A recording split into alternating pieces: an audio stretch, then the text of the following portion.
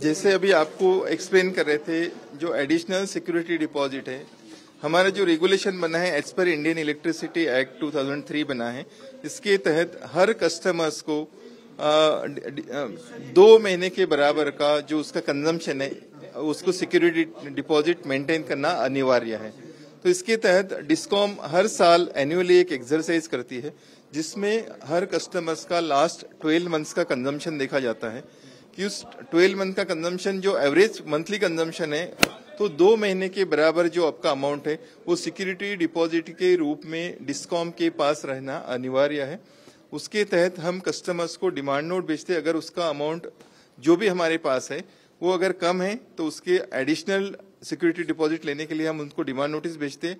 अगर हमारे पास उससे ज्यादा अमाउंट है तो हम सब्सिक्वेंट जो इलेक्ट्रिसिटी का बिल महीने का आता है मई महीने में या जून महीने में, तो उसके बिल में हम वो एडिशनल सिक्योरिटी डिपॉजिट का जो हमारे पास एडिशनल अमाउंट है, एक्सेस अमाउंट को उसको रिफंड कर देते हैं। तो ये इसका प्रोसेस है और ये सिर्फ ओडिशा में ही नहीं, आपको जैसे बताया कि पूरे इंडिया में हर राज्य में इस तरह की जो है प्रोसेस अवेलेबल है।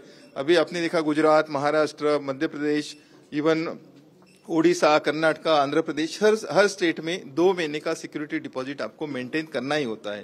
That is the first point. नहीं, ये नया नहीं है, ये सालों से यही प्रावधान है। पिछले मतलब आप देखो जब से हमारा यहाँ पर रेगुलेशंस बने हैं 1998 से, तब से ये प्रावधान बना है और हर स्टेट में बना है। वहां पर 2 महीने का सिक्योरिटी डिपॉजिट देना ही पड़ता है क्योंकि हम कस्टमर्स को जो बिजली देते हैं 2 महीने के क्रेडिट पे देते हैं, करीब करीब 2 महीने का क्रेडिट होता है। तो नहीं, अभी देखिए बवाल क्यों है, इसीलिए तो आप लोगों को यहाँ बुलाया है ताकि हम कस्टमर्स को ये चीज अवगत करा सके कि ये कोई नई चीज नहीं है। जो भी लोग कह रहे हैं किस आधार पे कह रहे हैं उसकी मुझे जानकारी नहीं है, बट मैं नॉर्म्स हो रहा है, as per Indian electricity act हो रहा है और सिर्फ ओडिशा में ही नहीं हो रहा है, ये पूरे देश में जितने भी इलेक्ट्रिसिटी कंपनियां हैं सब लोग ये 2 महीने का सिक्योरिटी डिपॉजिट अवश्य लेते हैं। आप लोग जो सिक्योरिटी डिपॉजिट यहाँ डिपॉजिट करते हैं वो हम अलग से एक अकाउंट में इसका फिक्स डिपॉजिट करके रखते हैं ताकि इसको डिस्कॉम किसी भी तरह से किसी भी काम के लिए यूज नहीं कर सकती है। उसके अलावा जो 6.5% का हम हर साल कस्टमर्स को उसका इंटरेस्ट भी पे करते हैं, ये भी प्रावधान है।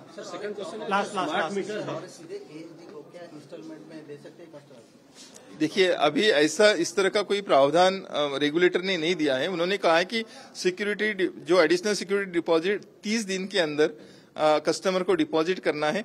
अगर डिपॉजिट नहीं करने से ये प्रावधान है कि उसमें 15% का सरचार्ज लगेगा। So it is up to customers कि वो 30 दिन में पे करना चाहते हैं या सरचार्ज के साथ पे करना चाहते हैं। तो कस्टमर्स के पास फंड अवेलेबिलिटी है, उसकी विलिंगनेस पे डिपेंड है।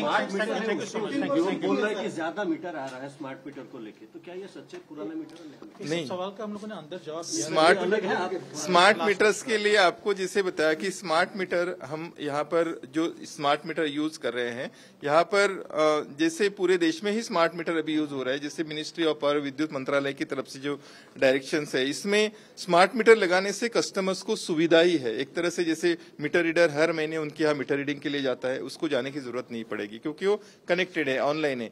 इवन आपके पास ऐप पे आप हर महीने देख सकते हैं कि मेरे मीटर का कंजम्पशन कितना आया है।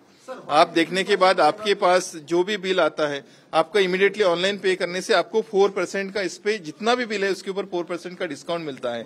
आपको 10 रुपए का एडिशनल डिस्काउंट मिलता है क्योंकि आप ई बिल ले रहे हैं। तो एक बहुत बड़ा प्लान